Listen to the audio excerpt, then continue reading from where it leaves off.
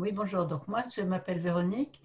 Alors, ce que j'aime dans l'écoute empathique, c'est cette sensation de légèreté que je vis pleinement après quelques minutes. Une quinzaine de minutes d'écoute empathique, moi, ça me permet vraiment de faire le point, de vider, de repartir pleine d'énergie. Bonjour, je suis Juliette et l'écoute empathique pour moi c'est un cadeau. C'est un cadeau que je me fais, un cadeau de douceur.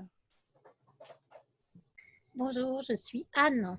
Et pour moi, l'écoute empathique, ce que ça m'apporte, c'est vraiment le reflet de ce qui se passe en moi, puisque je m'entends exprimer ce que je suis en train de vivre et simplement de m'entendre parler de ce que je ressens, ça met plus de clarté. C'est important pour la suite. Bonjour, je m'appelle Marc. Pour moi, l'écoute empathique, c'est un espace de bien-être et je apporte la conscience sur ce que je vis et je mets de la clarté sur ce que je vis. L'écoutant m'apporte une façon aussi d'entendre ce que je ressens et ce que je vis dans mon fort intérieur. Euh, et enfin, c'est un moment où je peux exprimer et donc j'aime beaucoup prendre soin de moi et progresser et avoir par la suite la référence à ça pour des relations avec les autres ou avec moi-même plus conscientes. Bonjour, pour moi, Claudine, l'écoute empathique, c'est l'ouverture d'un espace d'accueil dans lequel je peux me déployer et puis, du coup, ça me donne de la détente. Voilà. Bonjour, je suis Denis. Pour moi, quand j'ai la chance de bénéficier de l'écoute empathique, c'est vraiment un moment précieux qui m'apporte de la clarté, qui m'apporte aussi de la chaleur humaine.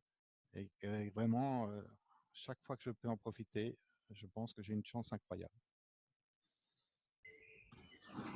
Bonjour, pour moi, Didier, l'écoute empathique, je me sens considéré et entendu.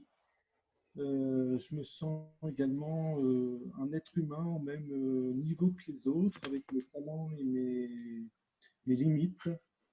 Et enfin, ça me permet de constater que j'ai le droit à l'erreur, en fait, dans la vie. Je suis Odile. L'écoute empathique, pour moi, c'est la joie de partager.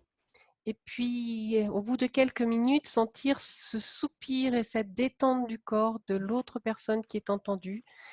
Et ça me permet d'avoir moi aussi de la détente et de la joie.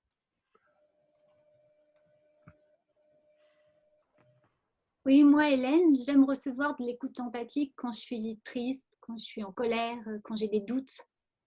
Parce que c'est un espace où je sais que la personne en face va m'accueillir sans jugement, va pas me donner de conseils sauf si j'en ai besoin et si je le demande.